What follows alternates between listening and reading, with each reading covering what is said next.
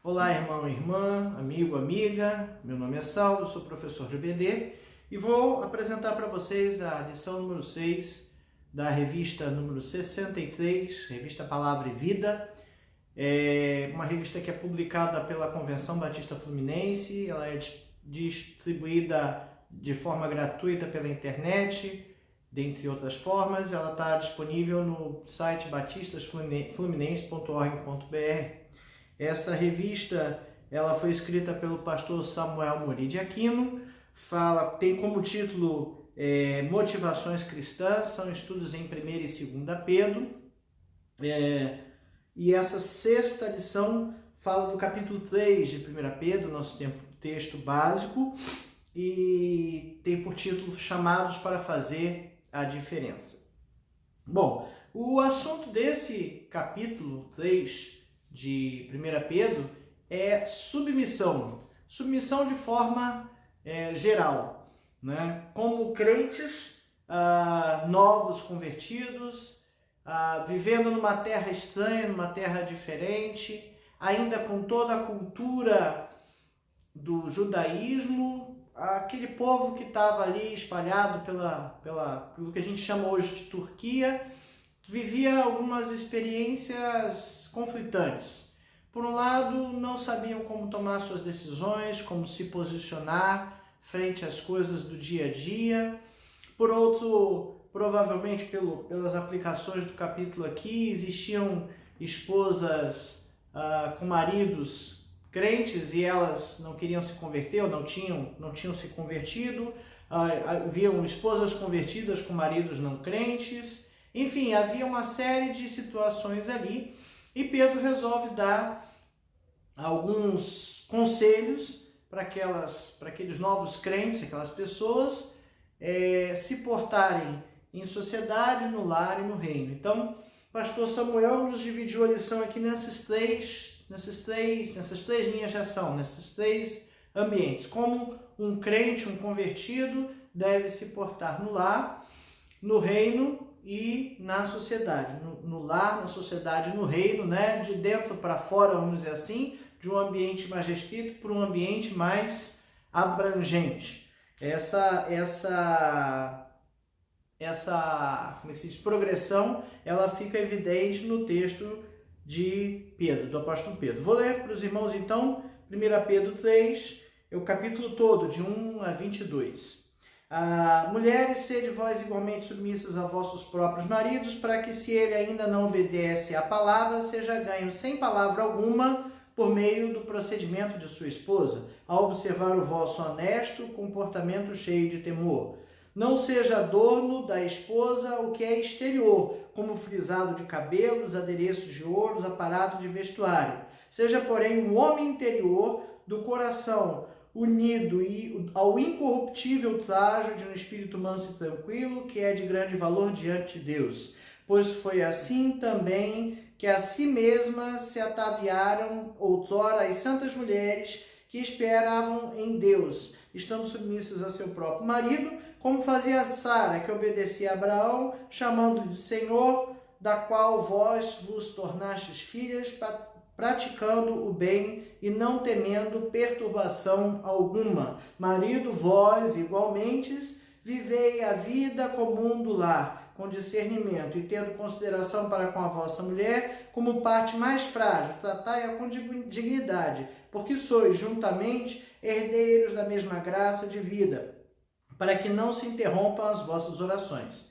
Finalmente, versículo 8, sejam todos de igual ânimo, compadecidos, fraternalmente amigos, misericordiosos, humildes, não pagando mal por mal, antes, pelo contrário, bem dizendo, pois para isto mesmos fostes chamados, a fim de receberdes bênçãos por herança. Pois quem quer amar a vida e ver dias felizes, refreia a língua do mal e evite que os seus lábios falem dolosamente. Aparte-se do mal, pratique o que é bom, busque a paz e empenhe-se por alcançá-la. Porque os olhos do Senhor repousam sobre os justos, e os seus ouvidos estão abertos às suas súplicas, mas o rosto do Senhor está contra aqueles que praticam males. Ora, quem é que vos há de maltratar, se fordes zelosos do que é bom. Mas ainda que venhais a sofrer por causa da justiça, bem-aventurados sois. Não vos amedronteis, portanto, com as suas ameaças, nem fiqueis alarmados. Antes, santificai a Cristo como Senhor em vosso coração, estando sempre preparados para responder a todo aquele que vos pedir razão da esperança que há em vós. Fazendo, todavia, com mansidão e temor, com boa consciência, de modo que naquilo em que falam contra vós outros, fiquem envergonhados os que difamam o vosso bom procedimento em Cristo. Porque, se for da vontade de Deus, é melhor que sofrais por praticardes o que é bom, do que praticando mal. Pois também Cristo morreu uma única vez pelos pecados, o justo pelos injustos, para conduzir-vos a Deus, morto sim na carne, mas vivificado no Espírito, no qual também foi e pregou aos espíritos em prisão, os quais, noutro tempo, foram desobedientes quando a longanimidade de Deus aguardava os dias de Noé, enquanto se preparava a arca, na qual poucos, a saber, 8 pessoas, foram salvos através da água, a qual, figurando o batismo, agora vos salva, não sendo a remoção da imundícia da carne, mas a indagação de uma boa consciência para com Deus, por meio da ressurreição de Jesus Cristo, o qual, depois de ir para os céus, está à destra de Deus, ficando-lhe subordinado anjos, potestades e poderes. Então, vamos lá. O primeiro tópico fala da condição do relacionamento no lar. E o texto, não dá para negar que nos dias de hoje, ele é um texto que suscita discussões como se diz, há coisas na nossa sociedade que suscitam discussões em cima da situação homem e mulher. Primeiro, antes de começar, lembremos que a gente está Pedro está narrando para uma sociedade patriarcal que já era assim, o homem como o ser todo-poderoso e a mulher apenas quase com uma serviçal. Então essa era a foto que se tinha na época, né? Lembrando que Abraão e Sara tinham um relacionamento, talvez não fosse tanto assim, ok? Mas Jesus, quando veio, ele tratou todos iguais. Então é uma coisa que a gente precisa observar. Jesus não colocou importância maior para A, B ou C. Ele não tratou melhor os justos do que os pecadores. Muito pelo contrário, ele almoçava, ele comia com os pecadores. O que para a lei parecia uma imundície, mas ele fazia. Ele certa vez questionado, falou: os sãos não precisam de médicos, quem precisa de médicos são os doentes. Então Jesus tratava igual os justos e pecadores, homens e mulheres. Tem situação que ele chegou perto de uma prostituta e chegou a tocar. Isso era considerado, a pessoa era considerada imunda naquela época por fazer isso. Então houve um tratamento de igualdade no que diz respeito ao tratamento de Jesus. Então, primeira ideia, né? E com relação então a feminismo e machismo, enfim, há essa discussão e a gente precisa lembrar de alguns detalhes importantes e interessantes. A Bíblia narra que Jesus criou o homem do barro e tirou a esposa, a mulher, da costela. Barro, material bruto, mulher, um material mais já trabalhado, da costela, algo que já estava formado, né? Então, entendamos que existem naturezas diferentes entre homem e mulher. A natureza nos faz diferentes. O homem, geralmente, é um ser muito mais racional, a mulher é um ser muito mais emocional. Isso é natural, é do ser, ok? Estrutura física, temos diferenças estruturais no corpo humano, né? Se você pegar um homem e uma mulher de mesma altura, né? Se você pegar uma mulher de 2 metros e um homem de 1,60 m, você vai ver coisas diferentes, claro, né? Agora, se você pegar dois elementos, 2 indivíduos de sexos opostos, né? A estrutura física dos dois a medicina, a biologia nos mostra que é diferente. A mulher tem uma capacidade pulmonar menor do que a do homem. Então, existem aspectos físicos nos quais também se diferenciam homens e mulheres. Lembrando também que a cultura era a cultura do homem trabalhar, o homem tinha fazendas, o homem lidava e a mulher apenas cuidava da casa. Nossa sociedade hoje não é mais assim. Não há problema em uma mulher ser produtiva, trabalhar. Agora, o que é importante é que o lar esteja em equilíbrio. Isso precisa ser cuidado, né? Porque senão o inimigo vem e nos destrói com facilidade. Então a gente tem que cuidar a estrutura do nosso lar. Mas vamos lá. A ideia aqui de Pedro, então, dentro daquele contexto e até trazendo um pouco para os nossos dias, é colocar um equilíbrio, ou traçar linhas de equilíbrio entre homens e mulheres, para que eles possam ter uma felicidade no lar. Então, o primeiro forma de citar aqui, a primeira coisa que ele cita aqui é a questão da mulher, né, cristã, mulher convertida com marido não convertido. Né? E aí, o que a gente faz? Separa?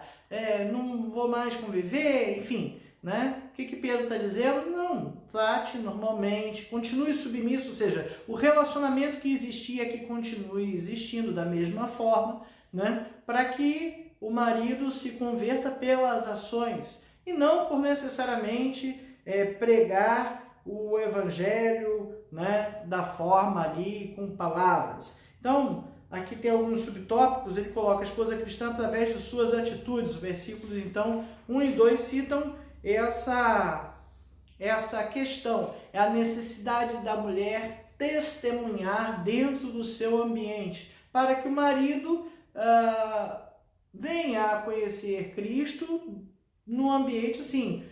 Não pode achar ou não pode transparecer que aquilo ali piorou a vida dele. Né? Se você começa a encher a paciência do seu cônjuge com determinado assunto, você se torna antipático àquele assunto. A gente tem experiências aí de pessoas que se afastaram e a gente insistiu, e aquilo só fez a pessoa se afastar mais, né? Ao ponto de não é mais para falar, vamos orar e deixar que Deus agir. O pastor Samuel lembra aqui de Provérbios 14:1, que diz que a mulher sábia edifica a sua casa, mas a tola derruba com as suas próprias mãos. Então, era um conselho ali de Pedro, que a mulher fosse sábia, né? Que ela não abandonasse seu marido por conta da sua conversão e ele não, mas desse testemunho da sua nova vida em Cristo. Né? A esposa cristã e o seu compromisso com Deus. Então, o versículo 6 ali ressalta: assim como Sara fazia, que obedeceu a Abraão, chamando de Senhor, da qual vós vos tornaste filhos, praticando o bem e não temendo perturbação nenhuma. Então, testemunhar que o compromisso é com Deus e que ela, a mulher, na situação descrita, estaria nas mãos de Deus, né? Testemunho, né? Não temendo perturbação alguma. Isso é que é o importante. O outro item fala aqui que a esposa cristã obedece a palavra de Deus. Então, versículos 1 e 2, né? Sejam ganhos sem palavras, pelo procedimento de sua mulher, observando a conduta honesta e respeitosa. Outra versão que está aqui na revista, né? Você ganhar o marido pelo dia a dia, pela forma de agir. E depois ele fala, no versículo 7, com relação ao esposo. Nota 6, versículo para a mulher e para o homem. Né? Não era... começa aí as discussões com relação ao equilíbrio das coisas. Mas, enfim, tá? Como expliquei, era um contexto extremamente machista, né? Que havia naquela época. Então, o esposo cristão, também tem a sua parte a ser feita. Então, o apóstolo Pedro declara aqui alguns aspectos específicos. Então, vamos lá. A vida comum do lar, com discernimento. Está lá no versículo 7. Vida comum do lar, que ele está dizendo, é a vida decente, marido de uma mulher só, né? Atendendo a sua esposa nas suas necessidades, no seu relacionamento conjugal, né?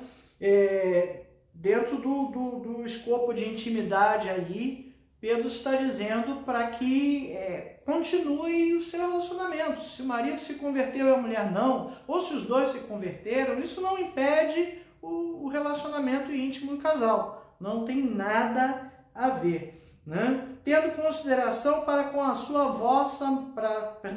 vossa mulher, né? Tratando-a com amor, respeito e suprindo as suas necessidades, seja ela cristã ou não. Então, Pedro está falando para que o marido tenha atenção às necessidades da mulher. Era comum naquela época, então, que, como eu falei, a esposa tivesse, às vezes, no nível de serva, no nível de empregada, né? O que Jesus veio aí e digamos, equilibrou na forma de tratamento. E Pedro está chamando a atenção para que os maridos, então, tenham um tratamento igual nas suas necessidades. Segue mais o versículo. Tratem-nas com honra, como parte frágil. Tem mulheres que não gostam de ouvir isso, né? A cultura antiga ainda era o homem a mulher cuidar da casa e o homem sair para caçar, né? Enfim, como falei, há estruturas diferentes. A gente vê aí alguns exemplos de alguns países que chegaram a deixar a mulher entrar no exército, nas forças armadas, e virou tática de guerra atacar a mulher que está no grupo. Por quê? Porque é um instinto natural de proteção. Então, goste ou não, a gente tem isso no nosso DNA, a gente tem isso no nosso instinto. Então, quando havia um grupo com uma mulher no meio, um grupo de combate com uma mulher no meio, né? Aquela mulher tornava-se alvo de proteção de todos eles, independente dos relacionamentos que existiam. É natural do ser humano. Então, Pedro está falando aqui para tratar, então, a mulher com dignidade. Não é alguém como inferior ou como superior, não é nada disso, mas alguém que precisa cuidado e proteção, né? Nossa família precisa cuidado e proteção. Nós precisamos proteger nossa família, proteger das dívidas, proteger segurança e tudo. Precisamos dar proteção, apoio, amparo, educação para os nossos filhos e nós temos uma grande responsabilidade nisso. Como cordeiras do dom da graça da vida. Então, ele está falando de direitos espirituais, né? Por que direitos espirituais? Volta lá ao judaísmo. A gente veio de uma sociedade que o marido o pai era o responsável pela educação, digamos assim, sacerdotal. Era ele que era responsável por educar os seus filhos. E como tal, né, ele que tinha que ensinar a palavra para a sua família. Na nossa sociedade, aqui no Brasil, então, a gente vê que não é assim. As nossas igrejas batistas têm uma grande maioria de mulheres crentes e alguns maridos. Então é muito mais fácil a gente ter mulheres cristãs em ação, um grupo de mulheres, do que um grupo de homens. É, infelizmente, uma realidade da nossa sociedade. E muitas vezes, provavelmente ali, os homens não conseguiam entender então essa postura da mulher de ter seu culto, a sua forma de agir da mesma forma que os homens, né? Voltando ao tabernáculo, voltando à igreja do jeito como foi organizado lá por Moisés, as mulheres não entravam tanto adentro, só os homens que iam lá, né? Era a cultura patriarcal que existia naquela época. Então, está dizendo aqui que as oportunidades, os direitos espirituais, os benefícios são para o casal. Os dois têm os mesmos direitos espirituais, não há diferença. Não há por que deixar o comportamento matrimonial, não há por que mudar o jeito de vida por conta de uma conversão. Continua sendo casal e mesmo que um só se converta, é necessário que um dê testemunho para que o outro venha a se converter, né? De forma que não sejam interrompidas as vossas orações. E ele está falando aqui basicamente de comunhão, né? para que a comunhão com Deus não seja quebrada. Então, esse primeiro tópico aqui, essa primeira parte do capítulo, então fala desses relacionamentos dentro do lar. A segunda parte, vai falar do cristão no mundo. Diz aqui a diferença do cristão no mundo. Dos versículos de 8 a 12. E aí ele vem falar, finalmente, sede todos de igual ânimo, compadecidos, fraternalmente amigos, misericordiosos, humildes, não pagando mal por mal ou injúria por injúria, antes pelo contrário, bem dizendo, pois para isto mesmo fostes chamados, a fim de receberdes por bênção por herança. Então, Pedro está aqui chamando ao amor fraternal. Fraternal com crentes? Não, fraternal. Né? Amor fraternal. Tratar a todos como a irmãos de sangue. Né? Tratar de forma igual. Né? Tratar com cuidado, tratar com zelo. Né? E aí vem Romanos 12, de 9 a 21, versículo, texto um pouco grande também, mas vamos lá. O amor não seja hipocrisia, detestai o mal, apegando-vos ao bem. Amai-vos cordialmente uns aos outros com amor fraternal, preferindo-vos em honra uns aos outros. No zelo, não sejais remissos. Sede fervorosos de espírito, servindo ao Senhor. Regozijai-vos na esperança. Sede pacientes na tribulação, na oração, perseverantes. Compartilhai as necessidades dos santos, praticai a hospitalidade, abençoai os que vos perseguem, abençoais e não maldizeis. Alegrai-vos com os que se alegram, chorais com os que choram. Tende o mesmo sentimento uns para com os outros. Em lugar de serdes orgulhosos, condescendei com o que é humilde, não sejais sábios aos vossos próprios olhos, não torneis a ninguém mal por mal, esforçai-vos por fazer o bem perante todos os homens. Se possível, quando depender de vós, tende paz para com todos os homens. Não vos vingueis a vós mesmos, amados, mas dai lugar à ira, porque está escrito, a mim me pertence a vingança, e eu é que retribuirei, diz o Senhor. Pelo contrário, se o teu inimigo tiver fome, dá-lhe de comer. E se se tiver sede, dá-lhe de beber. Porque fazendo isso, amontoarás brasas vivas sobre a sua cabeça. Então, o princípio que Pedro está falando aqui é um princípio que Paulo, ou que já foi falado ali na carta aos Romanos, Paulo, né, sobre amar ao próximo. Né? Amar ao próximo, e o próximo sendo qualquer um, inclusive aqueles que te fazem mal, te botam o pé no caminho para tropeçar, criam um problema para a tua vida. Né? Por quê? Porque para isso, diz aqui, para isso nós fomos chamados. Né? A lição, a ideia é ir na contramão da vingança. Eu preciso ir lá ainda em Marcos 5, 43 a 48, porque quem ensinou isso foi o próprio Jesus. Né? Então, o próprio Jesus aqui falando, Mateus 5, de 43 a 48, ouvistes o que foi dito, amarás ao teu próximo e odiarás ao teu inimigo. Eu, porém, vos digo, amai os vossos inimigos e orai pelos que vos perseguem, para que vos torneis filhos do vosso Pai Celeste, porque Ele faz nascer o seu sol sobre os maus e bons, e vir a chuva sobre os justos e injustos. Porque se amardes o que vos amam, que recompensa tendes? Não fazem os publicanos também o mesmo? E se saudardes somente os vossos irmãos, que fazeis mais?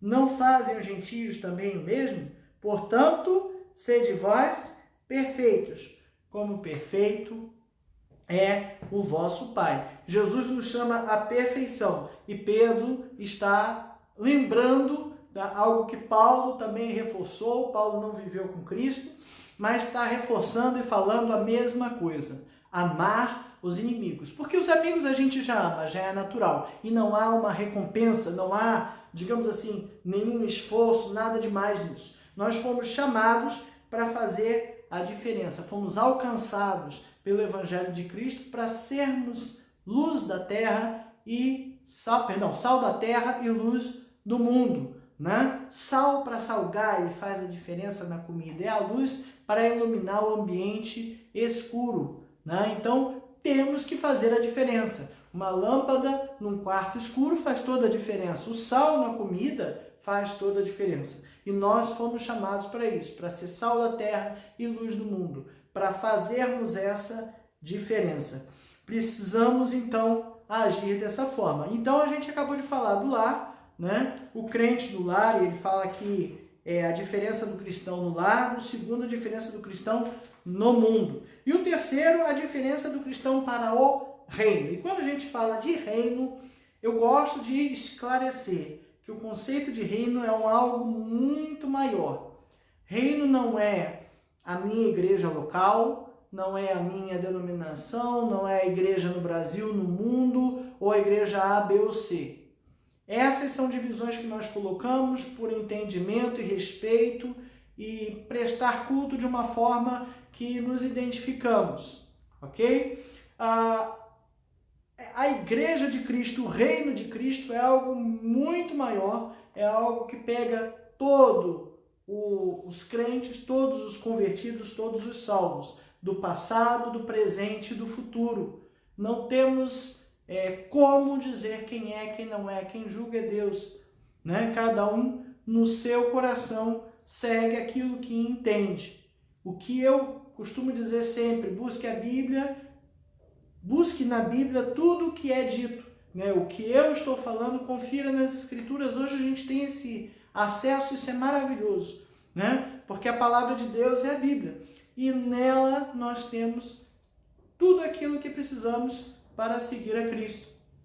Se eu sigo a igreja A, B ou C, a denominação A, B ou C, não importa. O que importa é seguir a Cristo. Ah, porque eu sou batista? Porque eu tenho encontrado várias, ou muitas, ou a maior parte daquilo que está na Bíblia e tenho concordado, né? Há pontos de discordância? Sempre há. Sempre há pontos de discordância na igreja local, na denominação A, B e C. Sempre há pontos de discordância. O importante é que você esteja servindo a Deus e com o olho na Bíblia, ok? E o reino é isso, é o todo, tá? Então, o cristão, o crente, o convertido, ele precisa fazer a sua parte no reino. Qual era a minha parte no reino, né? De uma forma geral, Pedro está falando aqui de pregar o evangelho. Vamos falar da missão, ser missionário, né? Missionário, a gente tem um conceito geral dizendo que missionário é aquele que sai de casa e vai para uma terra distante para pregar o evangelho, né? Mas quando Jesus nos deu a missão, tanto em Jerusalém, na Judéia e na Samaria, de pregar o evangelho a toda criatura, em Jerusalém, Judeia, Samaria e até os confins da terra. E começa em Jerusalém, ou seja, aonde nós estamos. Todos nós somos e temos que ser missionários. Missionário é aquele que cumpre a missão. E a missão é ir pregar o evangelho a toda criatura e batizar em nome do Pai, do Filho e do Espírito Santo e ensinando-os a guardar, né? Claro que o batismo, a ação do batismo é feita dentro da denominação de uma forma organizada, porque tudo deve ser feito com ordem e decência, né? E a missão é essa, a gente tem que cumprir a missão. E o que estava acontecendo? Aqueles crentes, novos convertidos, estavam saindo para pregar o evangelho e estavam encontrando vários e vários obstáculos. Havia riscos de ser preso, havia risco de ir parar na boca de um leão, né? No meio de um coliseu daquele lá. Havia gente que zombava, havia gente que criticava, como há hoje, né? E não era possível que esses crentes se calassem, deixassem de pregar o evangelho. Então a responsabilidade do cristão é testemunhar de Cristo, é falar de Cristo. E aqueles irmãos estavam com isso meio em baixa, né? Perigos e sofrimentos, né? Faziam com que eles se calassem.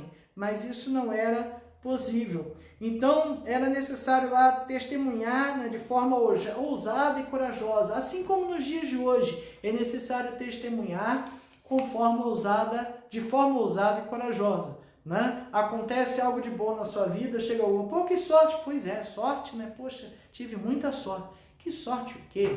Onde tem sorte? Onde lá crente tem sorte?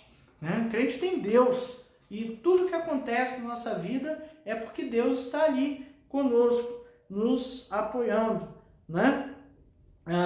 Pedro ainda fundamenta o sofrimento como vitória, fortalecer na fé. Né? Importante, ele fala lá, sempre preparados para responder à razão da vossa fé. Né? De que forma? Com mansidão, com equilíbrio. Né? Ele fala que isso é muito importante. Pois Cristo morreu, os quais antes santificai e agora não perde. Todavia, mansidão e temor com boa consciência. Aqui, fazendo todavia, versículo 16 de 1 Pedro 3. Fazendo todavia com mansidão e temor, com boa consciência, de modo que, naquilo em que falam contra vós outros, fiquem envergonhados os que difamam o vosso bom procedimento em Cristo.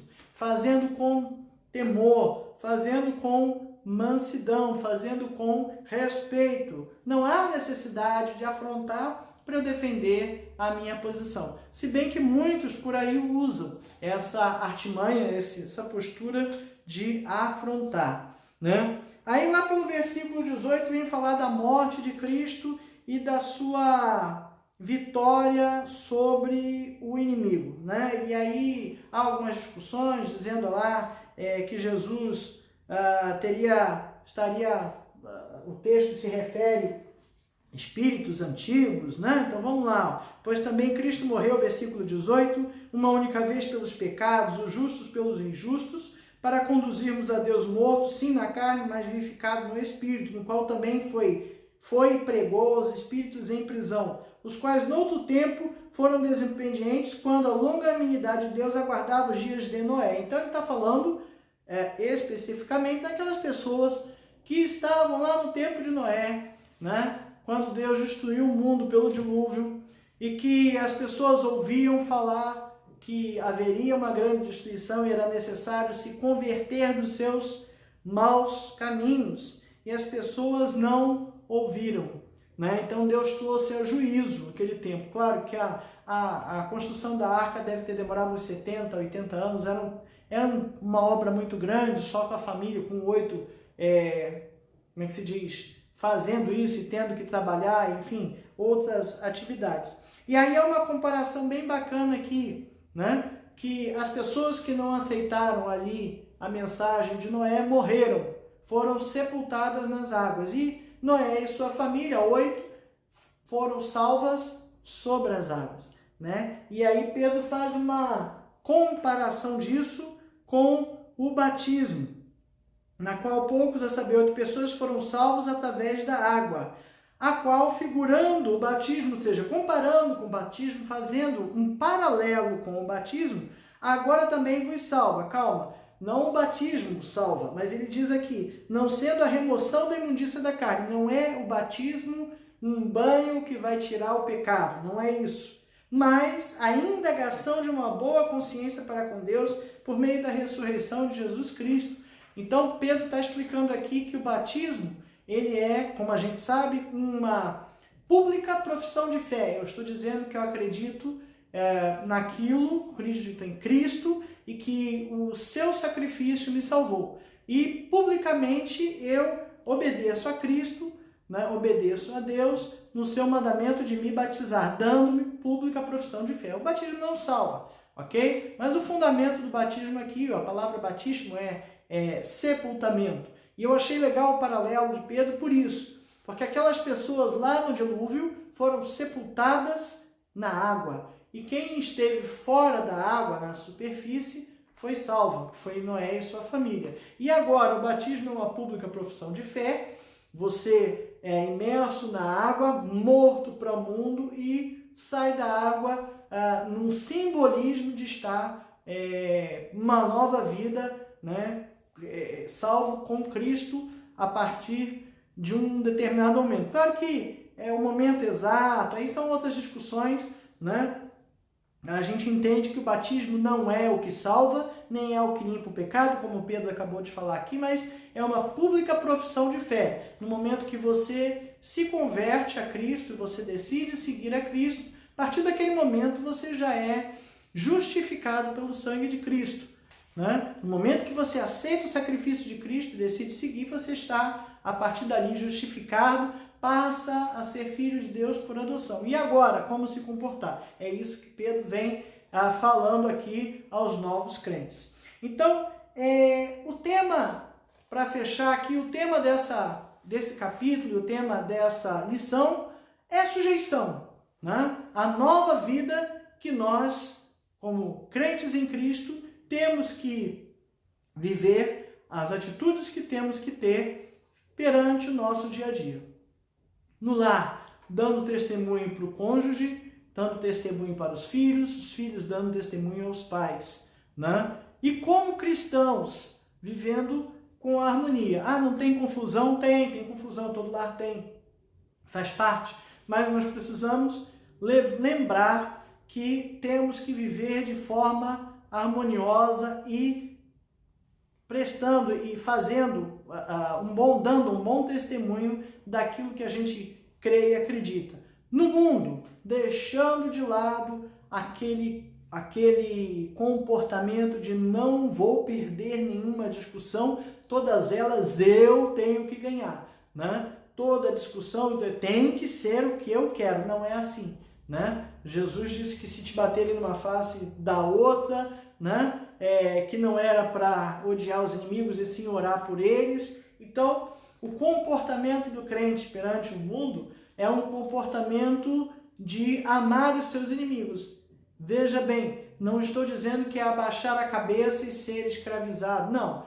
Tem momentos que a gente precisa ter uma postura firme, mas ter uma postura firme não quer dizer não amar o inimigo. Até mesmo porque os nossos filhos, a gente precisa ser firme com eles. E nós os amamos, e nós os educamos. E no terceiro ponto aqui, ele fala da sujeição no reino. Precisamos estar sujeitos à vontade de Deus, pregando o seu evangelho, indo por todo mundo e pregando o evangelho a toda criatura, batizando-a, levando-os a batismo, né? Ensinando-as a guardar tudo que Jesus nos ensinou, né? Então, precisamos estar conscientes da nossa missão, né? Vitória completa de Cristo na cruz sobre a morte, o pecado e o inferno, né? Nós temos que fazer a diferença.